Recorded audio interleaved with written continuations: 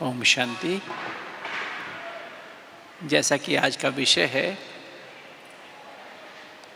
अपनी प्रवृत्ति में रहते हुए हम न्यारे प्यारे कैसे रहें, हमारी अवस्था न्यारी प्यारी कैसी रहे।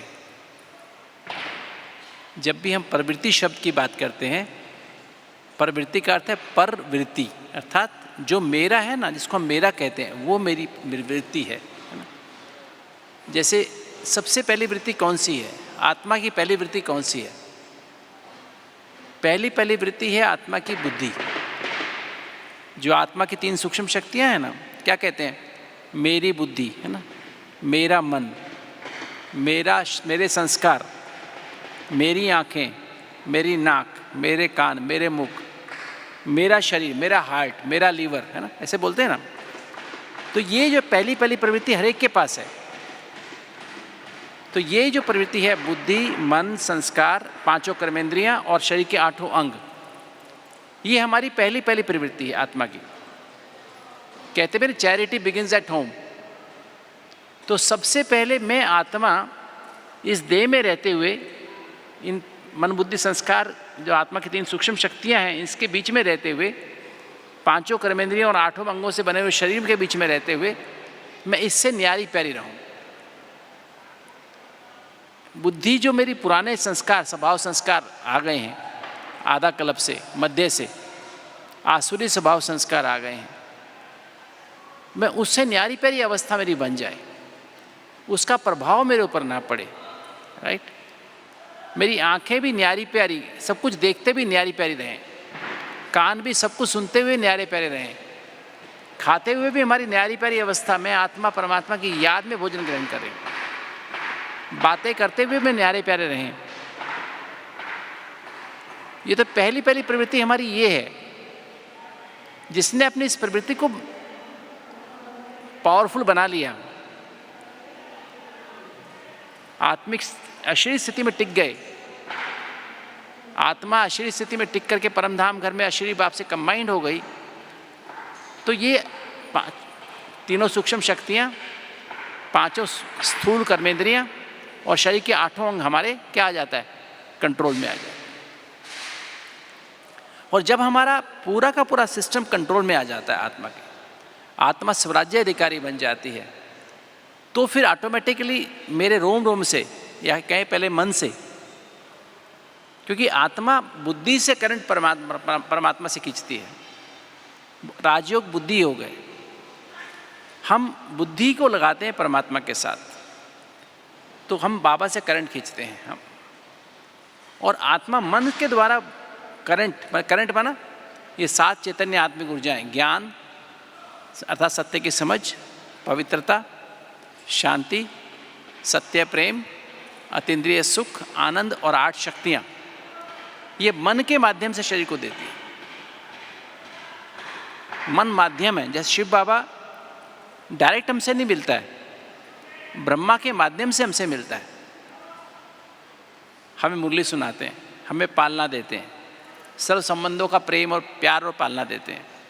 ऐसे ही आत्मा मन के माध्यम से शरीर को एनर्जी देती है, और आत्मा मन के माध्यम से ही दूसरी आत्माओं को भी, अपने साथियों को, विश्व की सभी आत्माओं को करंट दे सकती है या सकाश दे सकती है।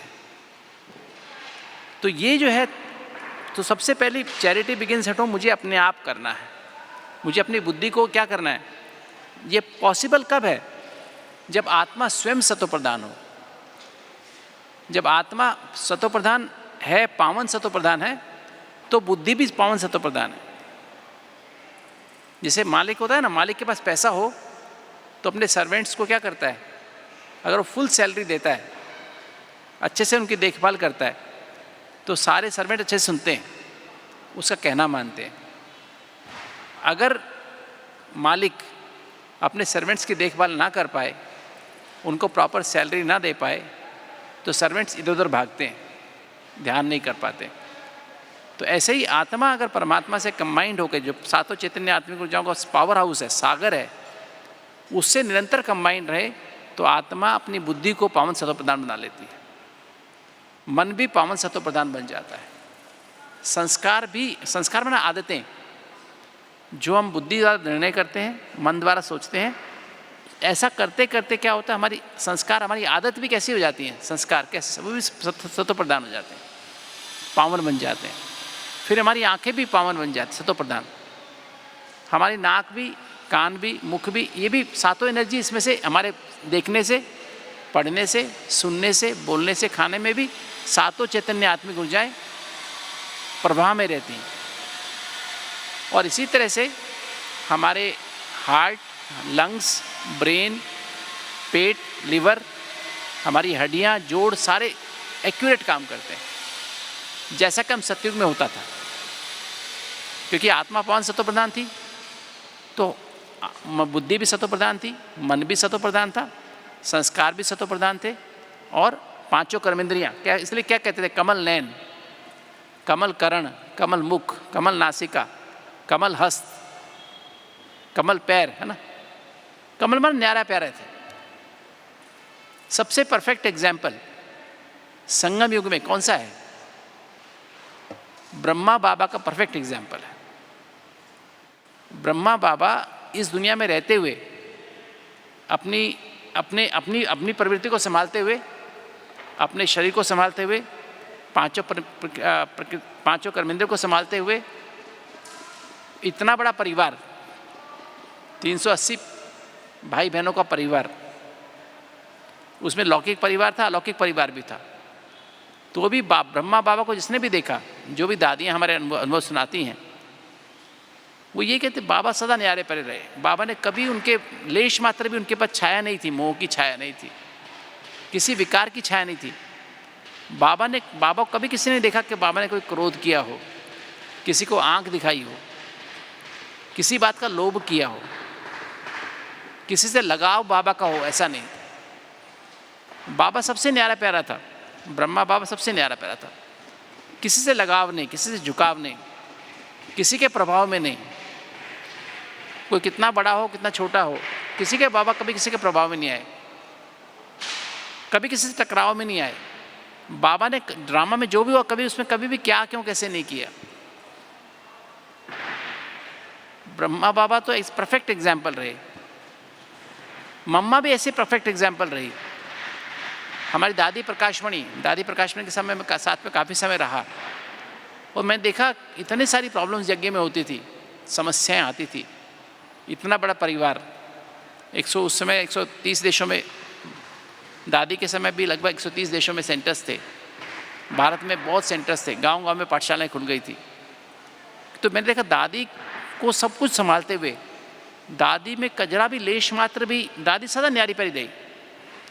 सबको लगता था मेरी दादी, जैसे कहते हैं मेरा बाबा, ऐसे दादी को सब मेरी दादी, मेरी, चाहे कभी मिले नहीं हो, पहली बार ही दादी को देखा हो या ना भी देखा हो, तो सबके सब मन में यही भावना होती, मेरी दादी। तो मेरेपन की भावना कहाँ आएगी? जो न्यारा प्यारा है, जो सबसे न्यारा और सबका प्यारा है।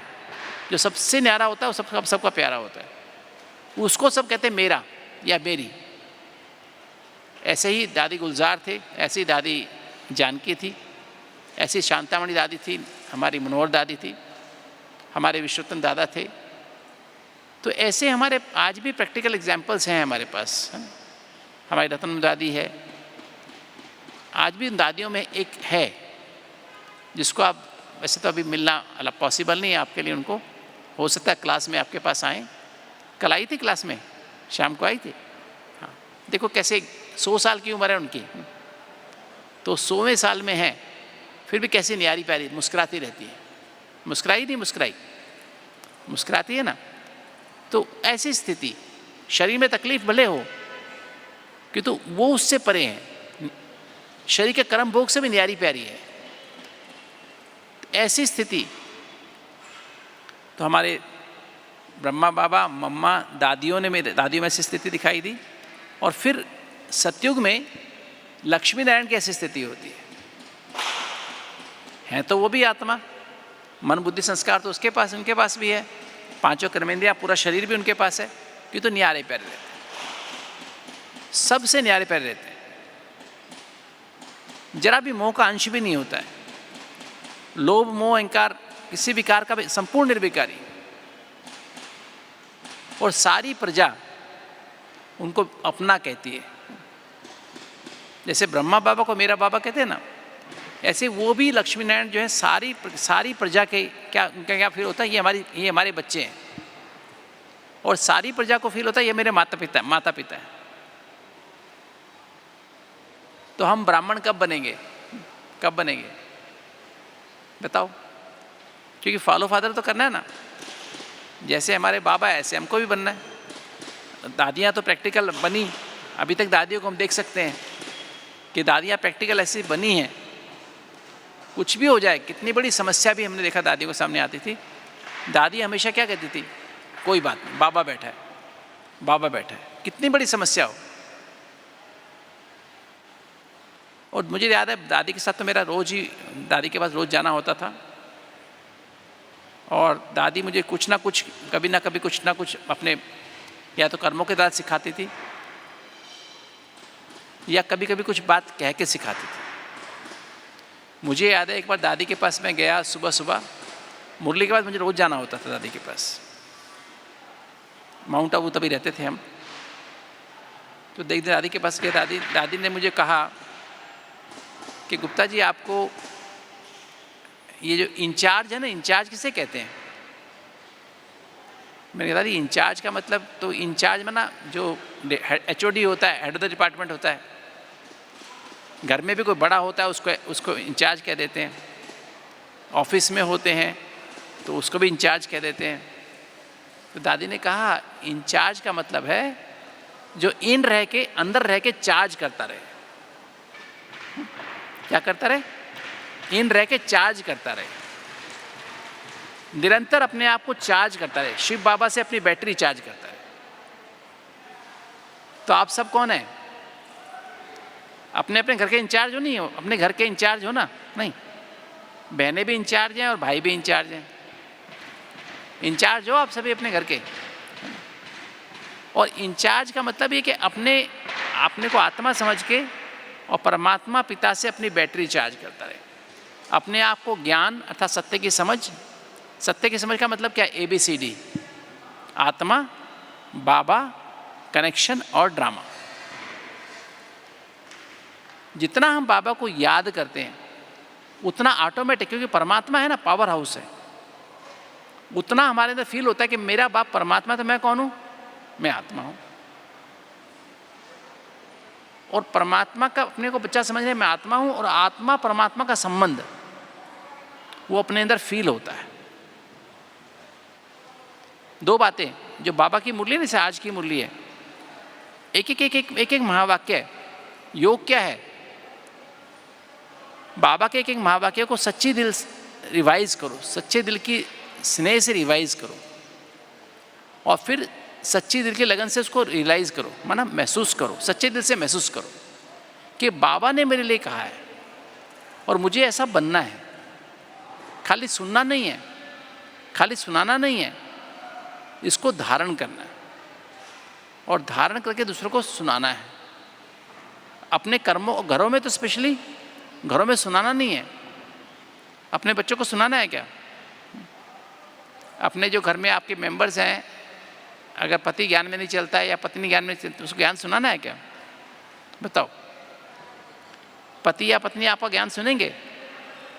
आपकी सास आपका ज्ञान सुनेगी? बताओ, सुनेंगे? नहीं सुनेंगे। आपके बच्चे आपका ज्ञान सुनेंगे? नहीं सुनेंगे। उनको गुणों के द्वारा सिखाना है।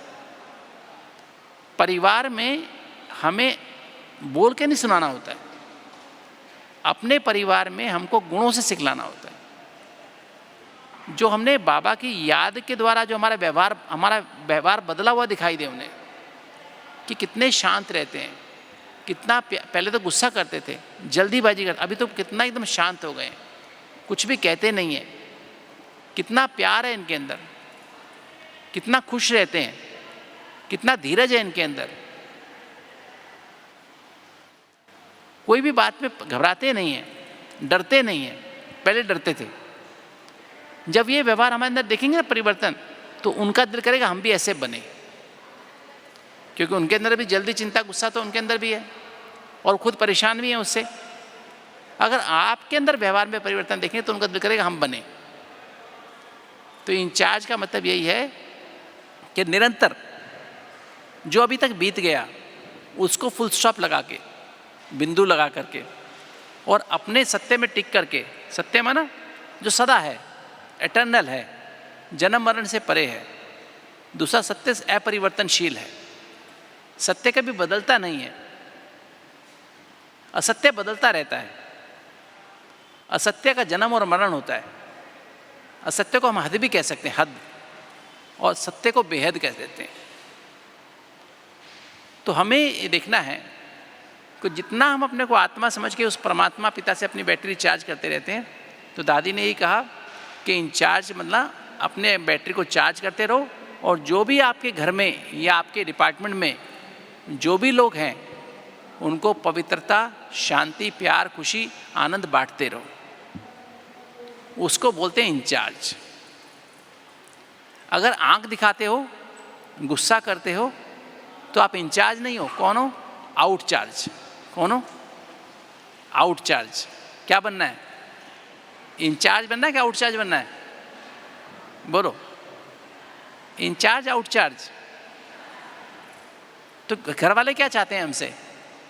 घर वाले हमसे ही चाहते हैं कि हम जो कहें हमारी बात सुने, चुपचाप सुने, डांट ना लगाए, प्यार से हमें देखे, है ना, और हमें हर तरह का सुख देवे। जो भी हम करें वो सहन कर लेवे, नहीं संभाले वे कि हमारी गलती किसको बताए नहीं, है ना। हम कितना मर्जी तंग करें तो भी सामना कर लेवे, और फिर भी हमको मदद करता रहे, सहयोग करता रहे। ये तो चाहते हैं वो? नहीं चाहते हैं। वो पावर कहाँ से आएगी? तो ये जो हमें ध्यान रखना है, अगर सचमुच में हमें बाबा का जैसे ब्रह्मा बाप समान न्यारी प्यारी अवस्था, प्रवृत्ति में रहते हुए न्यारी प्यारी अवस्था रखें, तो हम क्या करें? फिर हमको ये करना है ऐसी अवस्था बनाने के लिए। अब मैं आप थोड़ा आप समझना, जैसे आप योग भी करना इसी पे और समझना भी, राइट।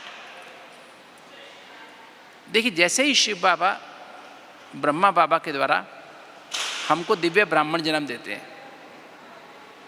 है ना। हमारा कैसा कैसा जन्म है हमारा? कल की मुरली याद है? महफिल में जल उठी क्षमा परवाने के लिए, प्रीत बनी है दुनिया में मर जाने के लिए। तो ब्राह्मण जीवन माना ही मरजीवा जन्म है ना। ये दिव्य जीवन है, दिव्य जन्म है। वो शिव बाबा ब्रह्मा बाबा द्वारा हमको दिव्य ब्राह्मण जन्म देते हैं। शिव बाबा पिता है, ब्रह्मा हमारी माँ है। तो ब्रह्मा बाबा के माँ के रूप में हमें दिव्य ब्राह्मण जन्म देते हैं, और दिव्य ब्राह्मण जन्म देते ही बाबा हमको 2 गिफ्ट दे देते हैं, 2 वरदान गिफ्ट में देते हैं। बर्थडे गिफ्ट, जन्मदिन का सौगात, है ना। जन्मदिन की गिफ्ट कौन कौन सी हैं वो? पहली गिफ्ट है दिव्य दृष्टि, और दूसरी गिफ्ट है दिव्य बुद्धि, राइट। तो दिव्य दृष्टि बाबा ने बताया है, दिव्य दृष्टि को हम रूहानी दृष्टि भी कहते हैं।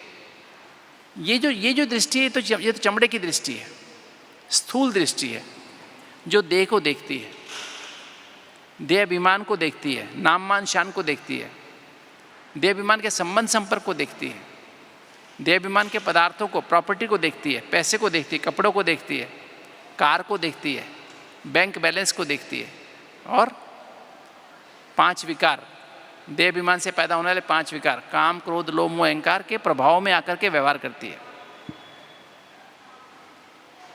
तो मनुष्य और ब्राह्मण में क्या फर्क है? मनुष्य के बुद्धि में और मनुष्य का मन, मनुष्य भी तो आत्मा है, हम भी, ब्राह्मण भी आत्मा है, किंतु मनुष्य आत्मा जो है उसकी बुद्धि और मन में और संस्कारों में क्या भरा रहता है?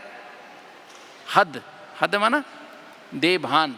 आधा क्लब से क्या भरा हुआ? देह भान, देह अभिमान, देह अभिमान के संबंध संपर्क, माता पिता, भाई बहन, पति पत्नी, बच्चे, दोस्त, यही सारा दिन उसकी बुद्धि में भरे रहते हैं, यही मन में चलता है, और यही आदत पड़ जाती, संस्कार में आदत पड़ जाती है। तो मनुष्य की बुद्धि में क्या भरा हुआ है? देहभान, देहाभिमान, देहाभिमान के संबंध संपर्क और देहाभिमान के पदार्थ, और देहाभिमान से पैदा होने वाले 5 विकार, काम, क्रोध, लोभ, मोह, अहंकार। और जितना इन 5 विकारों के वश होकर हम कर्म करते हैं वो पाप कर्म कहलाते हैं। और उस पाप कर्म से आत्मा की 7 ऊर्जाएं, आत्मा की 7 चैतन्य आत्मिक ऊर्जाएं, ज्ञान अर्थात सत्य की समझ, ABCD खत्म होती जाती है, पवित्रता खत्म होती जाती है, शांति खत्म होती जाती है, सच्चा प्रेम खत्म होता जाता है, आनंद खत्म होता जाता है, अतीन्द्रिय सुख खत्म होता जाता है, आनंद भी खत्म, और 8 शक्तियाँ भी खत्म होती जाती हैं। और इससे मनुष्य आत्मा को आलस की आदत पड़ जाती है। हर मनुष्य आत्मा के अंदर आलस है। हालांकि आत्मा जब हम सतयुग में हैं तो आलस्य नहीं है, अलर्ट है हम। जब हम सो रहे हैं तो भी हार्ट तो काम कर रहा है ना, आत्मा तो काम कर रही है, सांस तो ले रहे हैं, पेट में खाना तो पच रहा है, किडनी खून तो साफ कर रही है। अगर आत्मा सो जाए तो क्या होगा? हार्ट ही बंद हो जाएगा, है ना, सांस ही नहीं आएगा, पेट में खाना पचेगा ही नहीं। तो आत्मा अलर्ट है सदा, कि तो हमें आलस की आदत पड़ जाती है, अलबेलापन। आत्मा सदा एक्यूरेट है, उसे अलबेलेपन की आदत पड़ जाती है, केयरलेस हो जाती है। आत्मा सबका गुण दर्शन करती है। सत्युग में हम आत्माएं आत्मानी होती हैं तो गुण दर्शन माना सबके गुणों में व्यवहार करते हैं। वो मेरा गुण देखते हैं, मैं उनका गुण देखता हूँ। अवगुण नहीं देखते हैं, क्योंकि हंस बुद्धि है ना, होली हंस है। होली हंस क्या करता है? मोती चुगता है सिर्फ, उसको कभी कंकड़ नजर नहीं आते, कीड़े नजर नहीं आते। क्योंकि तो जब हम देहाभिमानी बन जाते हैं तो क्या होता है? हमारी बगुला बुद्धि बन जाती है, हमें मोती नजर नहीं आते। क्या दिखाई देता है? कंकड़ दिखाई देते हैं, कीड़े दिखाई देते हैं बस।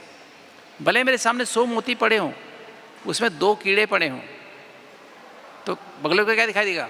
मोती नजर नहीं आएंगे, क्या दिखाई देगा? वो कीड़े नजर आएंगे। और हंस को 100 कीड़ों के बीच में 2 मोती पड़े हों, सिर्फ 2 मोती दिखाई देते हैं। तो दोष दर्शन की आदत पड़ जाती है मनुष्यों को। इसलिए मनुष्य घर में कलेश रहता है। मनुष्य पति पत्नी हो, चाहे बच्चे और माँ बाप हों, वो हमेशा एक दूसरे में दोष देखते हैं। माँ बाप बच्चों में दोष देखते हैं और बच्चे माँ बाप में दोष देखते हैं। पत्नी को पति में दोष दिखाई देते हैं और पति को पत्नी में दोष दिखाई देते हैं। गुण नजर नहीं आते हैं। ठीक बात है? ठीक है गलत है? बोलो, ठीक है गलत है? और आत्मा रहमदिल होती है। अब जब देहाभिमान आता है तो रहमदिल नहीं रहती। आत्मा क्या हो जाती है? बदलने की भावना। थोड़ा सा कुछ हमारे खिलाफ कर दे तो हम उसको माफ़ नहीं कर पाते, रहम नहीं आता उस पर, और गुस्सा आता है, इसने मेरे को ऐसा कि मैं भी इसको ऐसे करूं। आत्मा का स्वभाव सत्युग में निश्चय और विश्वास का है। निश्चय और विश्वास, निश्चय। और जैसे देहाभिमान आता है तो निश्चय की बजाय हमें संशय होने लगता है, शक होने लगता है। विश्वास की बजाय अनुमान लगाने लगते हैं। आत्मा का संस्कार कैसा है? आत्मा का संस्कार निश्चिंत स्थिति का, बेफिक्र।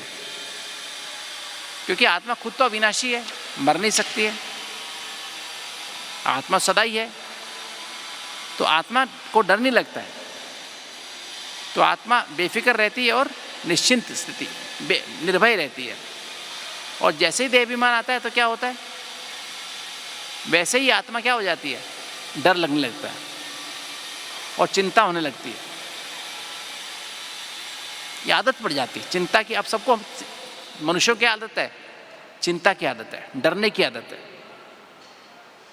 इससे सब बीमा कराते हैं अपना ना, इंश्योरेंस कराते हैं ना, मेडिक्लेम क्लेम कराते हैं ना। अभी तो गवर्नमेंट ने बीमा कर दिया आयुष्मान के अंदर ना, ये तो सभी लोग अभी भी कराते हैं। जो अमीर लोग हैं इतना 1-1 लाख का बीमा कराते हैं, 5-5 लाख का बीमा कराते हैं। और फिर आत्मा को हमेशा धीरज रहता है, धैर्यता, क्योंकि हर चीज़ धीरे धीरे होती है। पेड़ भी धीरे धीरे उगता है, बच्चा भी धीरे धीरे बड़ा होता है, सब चीज़ धीरे धीरे बढ़ती है। तो आत्मा का संस्कार कैसा है? धैर्यता का है। और जैसे ही देहाभिमान आता है तो क्या होता है? जल्दीबाजी, टाइम की जल्दी, काम की जल्दी, मेरे हिसाब से काम होना चाहिए, मेरे हिसाब से काम नहीं तो गुस्सा आएगा, कंपटीशन, कंपैरिजन आएगा। और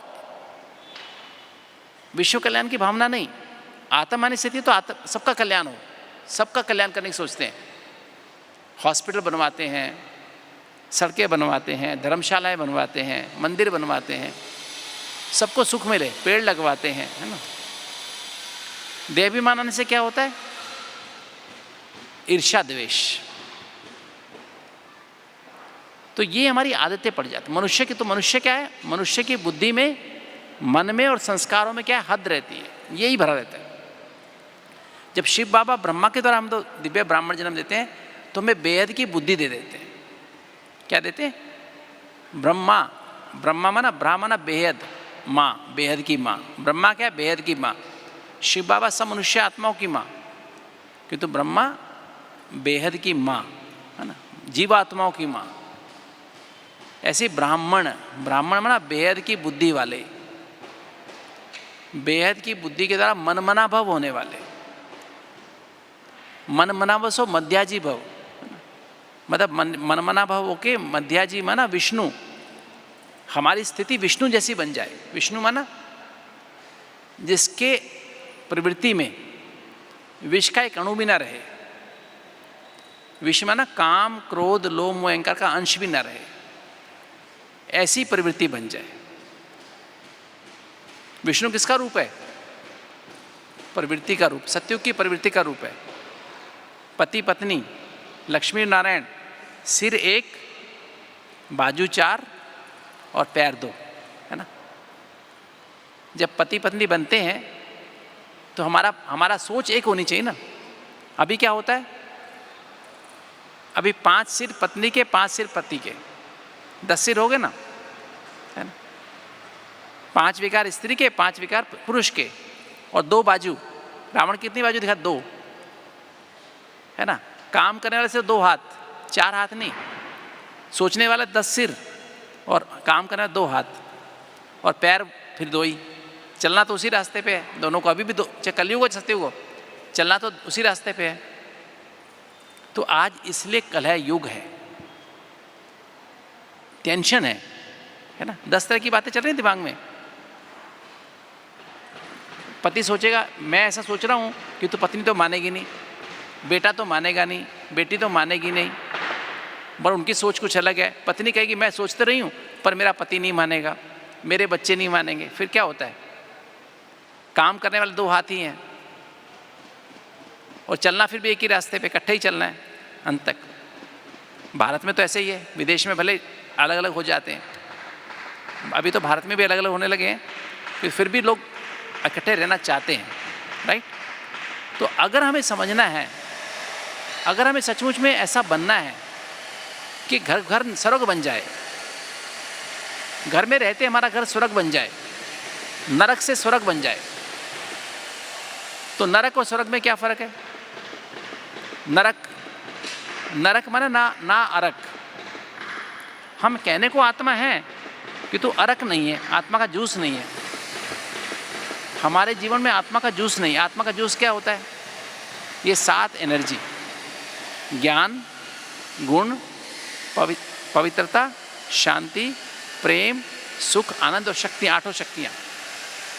आज कहने को मनुष्य है किंतु ना तो ज्ञान माना सत्य की समझ है नहीं, किसी को भी नहीं है, बड़े से बड़े को भी नहीं है, छोटे छोटे को भी नहीं है। ना ए है, ना बी है, ना सी है, ना डी है। ब्रह्मा के बारे में ज्ञान नहीं है, पवित्रता भी नहीं है, सच्ची शांति भी नहीं है, सच्चा प्रेम भी नहीं है, अतीन्द्रिय सुख भी नहीं है, आनंद भी नहीं है और शक्तियाँ भी नहीं है। इसलिए नरक है। जीवन क्या है? नरक है। और स्वर्ग माना, स्व माने आत्मा, अर्घ माना जो आत्मा का जूस है ना, उन 7 गुणों का भी दैवी गुण बन जाए। जैसे 3 प्राइमरी कलर्स होते हैं ना, लाल, नीला और पीला, तीनों रंगों के भिन्न भिन्न मिश्रण से क्या बन जाते हैं? 36 दैवी गुण बन जाते हैं। आत्मा में अगर 7 गुण हैं, जब हम कर्मों में आएंगे तो बाहर कर्मों में क्या दिखाई देगा? 36 दैवी गुण दिखाई देंगे। तो वो सर्वग माना जब आत्मा में 36 दैवी गुण सर्वगुण संपन्न है और हर गुण में 100% है, 16 कला संपूर्ण है, संपूर्ण निर्विकारी है, मर्यादा पुरुषोत्तम अहिंसा परमोधन।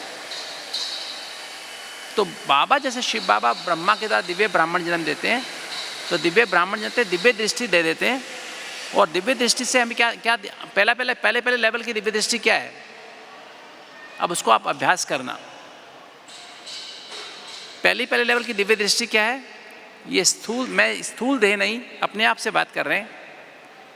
ये पहले इन दृष्टि से तो दिखाई देता शरीर, ये मेरी माँ, ये मेरा बाप, ये मेरी पत्नी, ये मेरा पति, ये मेरा बच्चे, है ना, ये मेरा दोस्त, ये मेरा दुश्मन, ये मनुष्य है।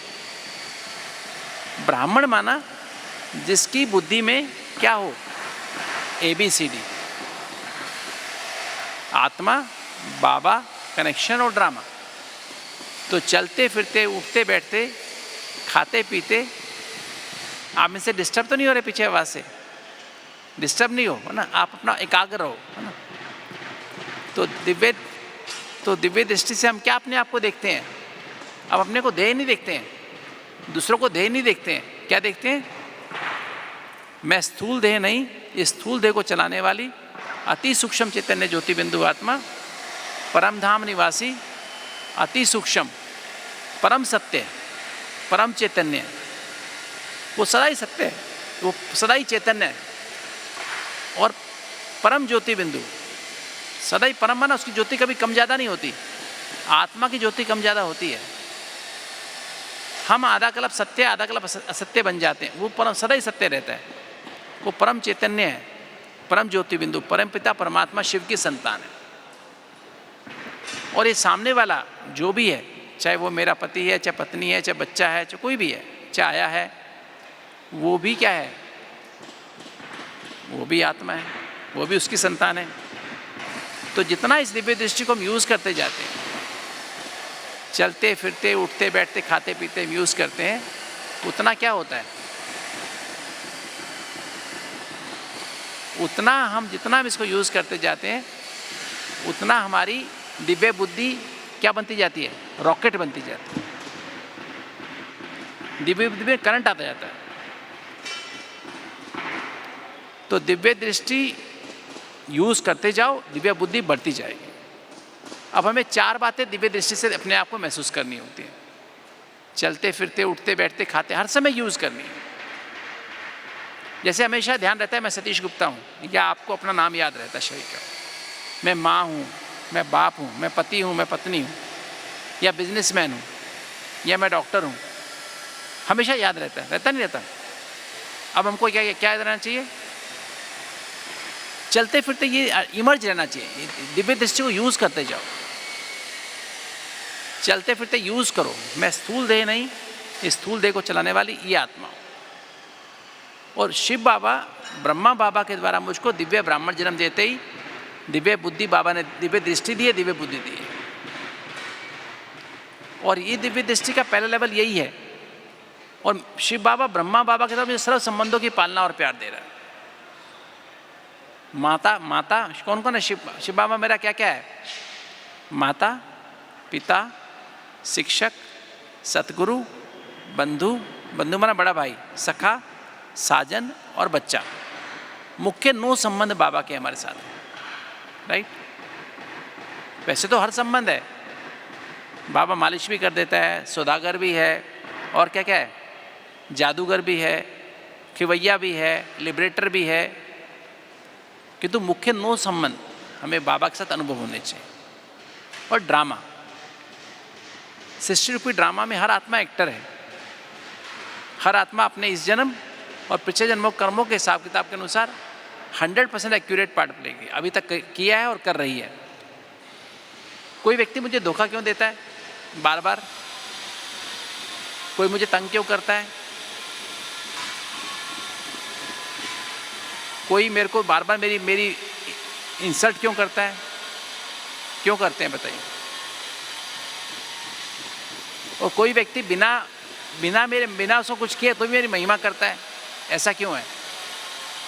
ये कर्मों का हिसाब किताब। क्या कर्मों का हिसाब किताब है कि अगर मान लीजिए 100 साल पहले किसी ने आपसे 100 रुपया उधार लिया, 10 रुपया उधार लिया, 100 साल पहले आपका दोस्त था, उसको वापस नहीं कर पाया आप, तो 100 साल के बाद व्यक्ति क्या बन जाता है?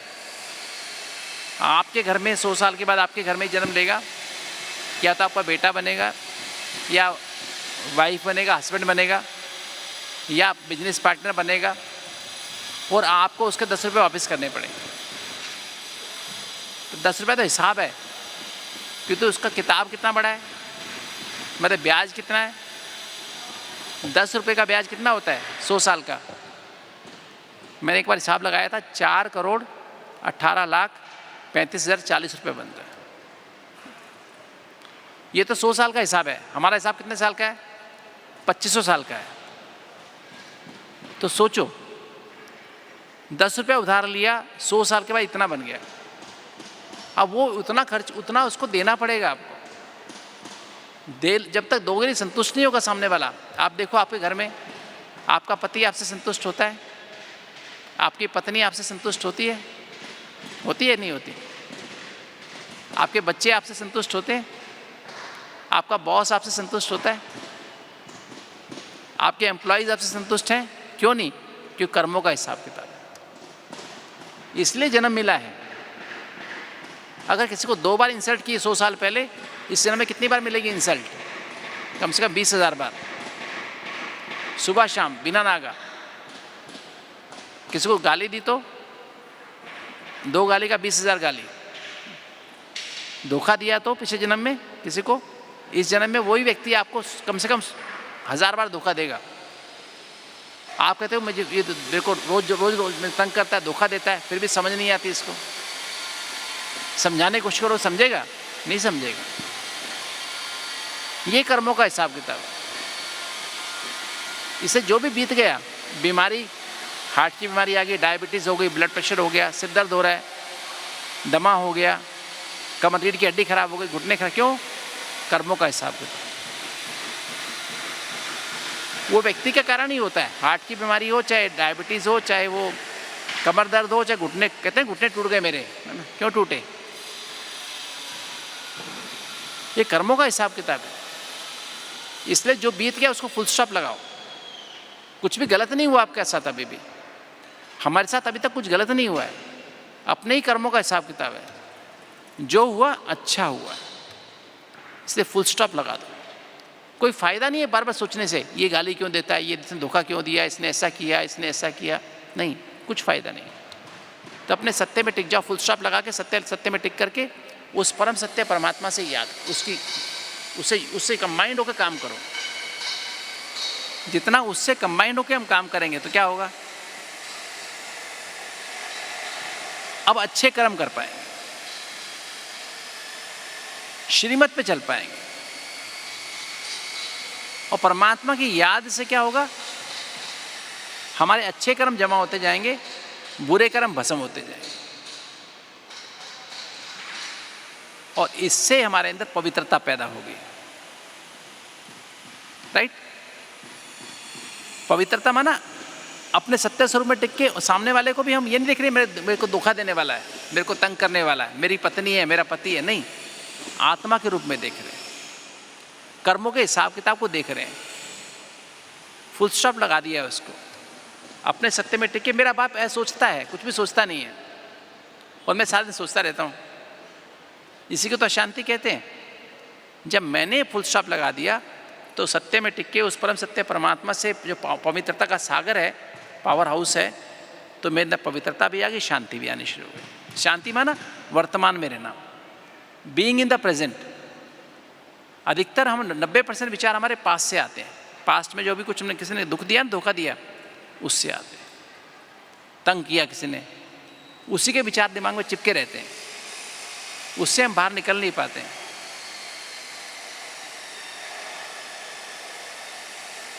और उसी कारण छोटी सी बात भी राई एक सूली हो जाती है। तकलीफ इतनी सी बात होती है, इतनी बड़ी हो जाती है, राई पहाड़ बन जाता है। और जब हम ऐसे करते हैं, तो जब शिव बाबा को याद करते हैं तो क्या होता है, हमारा 10 रुपया तो रहता है, देना ही पड़ेगा, कि तो 4,18,35,040 रुपये माफ़ हो जाता है अगर सही विधि से करते हैं तो, 100% करते हैं तो। अगर आधा किया तो कितना माफ़ होगा, कितना माफ़ होगा, 2 करोड़ माफ़ होगा, 2 करोड़ 9 लाख माफ़ होगा। और 75% किया तो कितना माफ़ होगा, फिर भी 1 करोड़ तो देना पड़ेगा, 1 करोड़ 4.5 लाख तो देना ही पड़ेगा। इसे राजयोग जैसे बाबा ने बताया विधि पूर्वक वैसे करो, पावरफुल अमृत वेला करो, मुरली करो, सारा दिन मुरली का मनन चिंतन मंथन सिमरन करो, सोने के पहले वेंटिलेशन करो। तो जितना हम करते जाते तो हमारे अंदर पवित्रता आती जाती, अपने सत्य स्वरूप में टिकते, सामने वाले के सत्य स्वरूप को इमर्ज करके व्यवहार करते। इससे लगाव, झुकाव, प्रभाव, टकराव खत्म होता जाता है। क्या क्यों कैसे खत्म होता जाता है, काम क्रोध लोभ मोह अहंकार का अंश भी खत्म होने लगता है और ब्रह्मचारी बन जाते हैं। ब्रह्मचारी माना मैं आत्मा समझ के परमात्मा बाप से कंबाइन रहने लगती और ब्रह्मा बाबा को फॉलो करने लगती। जैसे ब्रह्मा बाबा न्यारे पहले रहे, हम भी वैसे रहे हैं, हर कर्म में बाबा को फॉलो करते हैं। तो पवित्रता आ गई, पवित्रता आई तो शांति आ गई। शांति माना कहते हैं पवित्रता शांति की जननी है। जो हुआ सबको माफ कर दिया और अब वर्तमान में रह के काम कर रहे हैं, बाबा से कंबाइंड होकर काम कर रहे हैं। तो हमारे विचार 90% कट गए, 10% रह गए सिर्फ। इसको शांति कहते हैं। जब शांति आ गई तो क्या हुआ, प्रेम आ गया। प्रेम माना सच्चा प्रेम आ गया। क्या प्रेम माना, अब हर आत्मा का अपना अपना पार्ट है। कोई गाली दे रहा है, कोई मेरी बड़ाई कर रहा है, कोई दुख दे रहा है, कोई धोखा दे रहा है, कोई सुख दे रहा है। अब कोई कुछ भी करे, हर एक आत्मा एक्टर है, अपना अपना कर्म कर रही है। तो ऐसे ही मैं आत्मा क्या करूं, सबको स्वीकार करूं। परमात्मा को प्यार का सागर क्यों कहते हैं, क्योंकि परमात्मा सबको एक्सेप्ट करता है। उसमें कौन कौन है, बाबा के बच्चे भी हैं, बाबा के बच्चे भी उसमें तरह तरह के बच्चे हैं। कोई पूरा श्रीमत पे चलने वाले, कोई नहीं चलने वाले, कोई सोतेले, कोई मातेले, कोई लगे, कोई सगे नहीं, कोई सपूत, कोई कपूत, है ना, कोई कम्बक, कोई बख्तावर। और दुनिया में भी चोर डाकू भी हैं, आतंकवादी भी हैं, पर बाबा सबको सब कुछ दे रहा है। आतंकवादी की हवा पानी बंद नहीं करता है, बुद्धि खराब नहीं करता है। जैसे चाहो वैसे करो, क्योंकि बाबा जानता है जैसा कर्म वैसा फल। हम भी जानते हैं जैसा कर्म वैसा फल। तो बाबा हमको ये समझ दे रहा है। तो इसलिए हर आत्मा को उसके हर रोल के साथ कैसा भी पार्ट हो, जैसे ब्रह्मा बाबा थे, ब्रिज कोठी की बात है ना, ब्रह्मा बाबा पहले कराची से ब्रिज कोठी आए सबको लेके, और वहाँ पीछे शमशान घाट था माउंट आबू में। वहाँ एक साधु बाबा था, वहाँ पर शमशान घाट में रहता था। उठते ही बाबा को गाली देना शुरू करता था। सुबह उठते ही इधर 4 बजते ही बच्चे योग करना शुरू करते, गाली देना शुरू करता। पता नहीं क्या बात थी। तो बाबा को बच्चे कहते, बाबा इसको हम भगा दें यहाँ से। नहीं बच्चे, वो तो मेरा परम मित्र है। जैसे ही भोजन बनता, पहले उसको भोग लगा के पहले उसको भोजन दे के आओ, जाओ उसको भोजन दे के आओ, ठंडी गर्मी कपड़े उसको दे के आओ। बाबा ने कभी उसको हमेशा उतना ही प्यार किया जितने अपने बच्चों को प्यार किया। इसको बोलते प्यार का सागर। तो हर आत्मा को उसके हर रोल के साथ बिना किसी शर्त के दिल से सम्मान के साथ स्वीकार करना, उसकी पालना करना, ये है प्यार। ऐसा प्यार पैदा होता है। तंग करने वाले को भी पूरी पालना करते हैं बराबर, और महिमा करने वाले को बराबर पालना करते हैं। ऐसा प्यार चाहिए, तब आपका हार्ट ठीक रहता है ना? तब आपका नसें ठीक रहती, खुली रहती है। ये ऐसा, ये ऐसी, वो वैसा, वो वैसा, तो उसकी आर्टरी बंद हो जाती है। पार्शियलिटी नहीं, हार्ट को ऐसा प्यार चाहिए। फिर जब ऐसा प्यार सबसे हो जाता है सारे विश्व में, हर आत्मा को, तो परमात्मा से हमारा क्या हो गया, अभी मन और बुद्धि क्या हो गया, शुद्ध होने लगती है, मन में विचार शुद्ध होते जाते हैं, सूक्ष्म शरीर बनना शुरू। सूक्ष्म शरीर माना मन, मन हमारा सूक्ष्म शरीर है। तो हमारा मन हमारा सूक्ष्म शरीर है, तो हमारा मन में लाइट बढ़ती जाती है, ज्ञान की लाइट। पवित्र आज का जो होता ना अव्यक्त इशारा, ज्ञान की लाइट, पवित्रता की लाइट, शांति की लाइट, सच्चे प्रेम की लाइट, अतीन्द्रिय सुख की लाइट, आनंद की लाइट हमारे मन के विचारों में बढ़ती जाती है।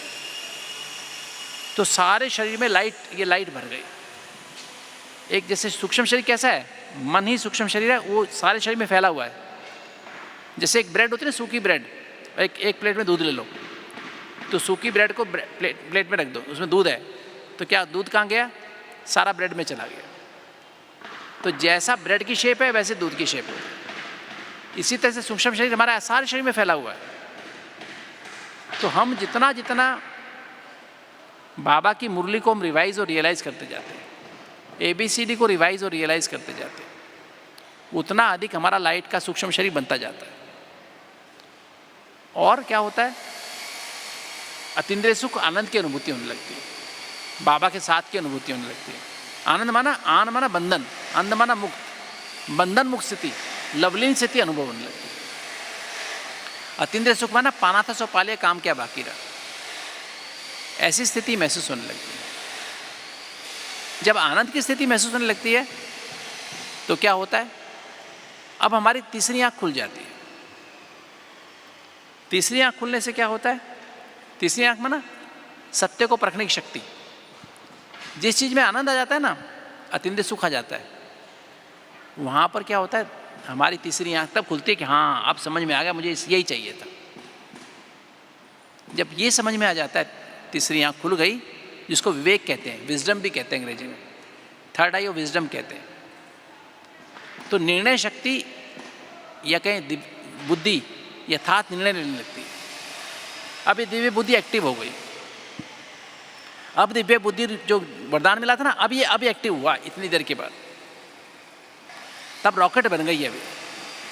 अब दिव्य बुद्धि क्या करती है, मुझ आत्मा को सूक्ष्म शरीर के साथ, ये सूक्ष्म शरीर लाइट का शरीर, और शरीर की ड्रेस कौन सी है, ड्रेस माना ये हमारा जो बाबा हमें सिखाता नियम मर्यादाएं, पवित्रता, शुद्ध सात्विक भोजन, सत्संग, बाबा और मुरली का संग, और खाली भूख का भोजन नहीं, शुद्ध सात्विक में सातों गुणों को बढ़ाने वाला, आंखों का भी भोजन, हम क्या देखते हैं, हम क्या पढ़ते हैं, हम क्या सुनते हैं, ये सब चीज़ें वो भी शुद्ध सात्विक होनी चाहिए। और दैवी गुणों की धारणा, ये चार हमारे क्या है, मर्यादाएं हैं। ये हमारी ड्रेस बन जाती है। आदत पड़ गई ना हमको पवित्र रहने की, शुद्ध सात्विक भोजन खाने की, हम इधर उधर का नहीं खाते, कुछ गलत देखते नहीं, कुछ गलत सुनते नहीं, बाबा और मुरली को जीवन बना रखा है, इसके अलावा हमारी बुद्धि में कुछ है ही नहीं। ये हमारी आदत पड़ गई। और दैवी गुणों की धारणा, ये हमारी आदत बन गई है ना। तो इस तरह करते करते क्या होता गया, दिव्य बुद्धि रॉकेट बन गई, और मुझे आत्मा को सूक्ष्म शरीर की ड्रेस के साथ पावरफुल अमृत वेला, मुरली, सारा दिन मुरली का मनन चिंतन मंथन करना, और सोने के बाद बाबा को पोता मेल देना, हर बात बाबा को बताना लेटर लिख के, और सोने के बाद बाबा को याद करके मुरली पढ़ के सोना रोज। ये हमारी आदत पड़ गई। तो ये हमारा सूक्ष्म शरीर तैयार हो गया, लाइट का शरीर। तो ये दिव्य बुद्धि रूपी लिफ्ट क्या करती है, मुझे आत्मा को सूक्ष्म शरीर के साथ सूक्ष्म वतन में बाप दादा की सार रूपी गोद में पहुँचा देती है। तो दिव्य बुद्धि क्या है, एक लिफ्ट है जो सेकंड से भी कम समय मुझे आत्मा को सूक्ष्म वतन में बाप दादा की गोद में पहुँचा देती है। फिर बाबा से भिन्न भिन्न संबंधों की अनुभूति करते हैं, माता की, पिता की, शिक्षक की, सतगुरु की, बंधु सखा, साजन सज्जन की, बच्चे की। और फिर जब वहाँ से अनुभूति करते, फिर वहाँ से भी हम जब सब कुछ अनुभूति हो जाती है, फिर शरीर बन के वहाँ से भी मन बुद्धि को समेट के अशरीर भी आत्मा बन के परम धाम घर में अशरीर बाप से कंबाइंड हो जाता है। करंट आने लगती है, बैटरी चार्ज होने लगती है, विक्रम विनाश होने लगते हैं। जो कर्म भोग है ना, वो सूली से कांटा बनने लगता है।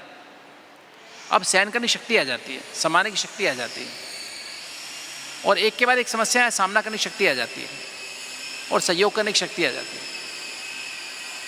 क्योंकि ऐसे केमिकल निकलते हैं शरीर में ऐसे हार्मोन निकलते हैं अंदर से, ऐसा सारी परिवर्तन हो जाता है।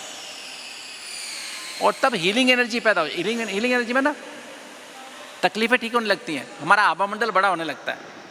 कोई हमको गाली देता है, हमें फील नहीं होता। कोई तंग करता है, हमें महसूस नहीं होता। धोखा देता है, फील नहीं होता। ईर्ष्या करता है, हमें फील नहीं होता। ये अंदर हीलिंग एनर्जी बन गई। मेरी बीमारी अपने अंदर खत्म होती जाती है और धीरे धीरे मेरा आभा मंडल इतना बड़ा हो जाता है कि कोई भी घर में हो चाहे बाहर हो, उसकी बातों का असर मेरे ऊपर नहीं होता है। मतलब उसकी बुरी बातों का असर मेरे ऊपर नहीं होता है। जैसे अभी भी हमारी दादियाँ हैं, हमारे कुछ बड़े भाई बहन हैं, उनकी स्थिति ऐसी बन गई है, अंदर अंदर पुरुषार्थ कर रहे हैं। 4 नियम 4 मर्यादाएं उनमें पक्के होते जा रहे हैं। और अपने अंदर बाबा की मुरली देखो, 7 दिन का कोर्स, ABCD, आत्मा परमात्मा कनेक्शन और ड्रामा, मनुष्य प्लस ये ABCD, तो बन गए ब्राह्मण। और जिसमें मुरली अपने मन में बसा ली, सारा दिन मुरली का मनन चिंतन मंथन सिमरन किया, वो बन गया फरिश्ता, लाइट का शरीर बन गया। पर मुरली सुनने के लिए नहीं है, बनने के लिए है ना। एक एक बात, ये होमवर्क है हमारा। तो ये मुरली अगर अपने जीवन में बसा लोगे, सोने के पहले रोज मुरली पढ़ोगे, उठते ही, मैं तो 3:30 बजे मुरली पढ़ता हूँ रोज, आधा घंटा, फिर योग करता हूँ 4 बजे से, और फिर पूरा करते फिर एक बार मुरली पढ़ता हूँ, फिर एक बार मुरली सुनता हूँ, फिर क्लास में मुरली सुनता हूँ, फिर 1 घंटा वॉकिंग करते हैं। वॉकिंग करते समय मुरली का एक मनन चिंतन करते हैं। तो 5 बार मुरली तो मेरी सुबह सुबह हो जाती है। तो मुरली का जो बाबा के बच्चे प्रवृत्ति में रहते हैं, ये मुरली ही हमारी बुद्धि को, आत्मा पर बैटरी चार्ज होगी, यही आज्ञाकारी सपूत बनाएगी। ये मुरली ही हमारी बैटरी चार्ज करके हमारे सूक्ष्म शरीर को लाइट का बनाएगी। यही हमारी आदत पक्की करेंगी। और ये मुरली ही क्या करेगी, हमको सूक्ष्म वतन में बाप दादा की गोद में ले जाएगी। क्योंकि मुरली पासपोर्ट है, मुरली ही पासपोर्ट है सूक्ष्म वतन में जाने का। इसी से पवित्रता आएगी, इसी से शांति आएगी, ये सच्चा प्रेम भी इसी से आएगा, आनंद भी इसी से आएगा, शक्तियाँ भी इसी से आएगी। तो मैं समझता हूँ आप सब, मेरा तो ये अनुभव है, ये मुरली ही सचमुच में हम लोगों को, हम भाई बहनों को क्या बनाने वाली है, न्यारा प्यारा ब्रह्मा बाप समान फरिश्ता बनाने वाली। ओम शांति।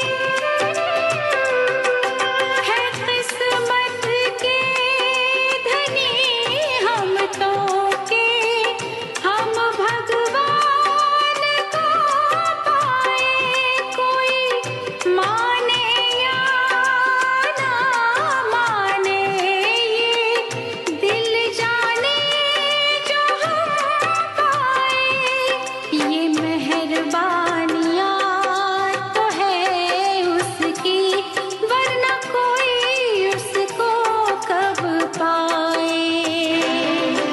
बनाया प्रभु ने है अपना, दिया सुख हमें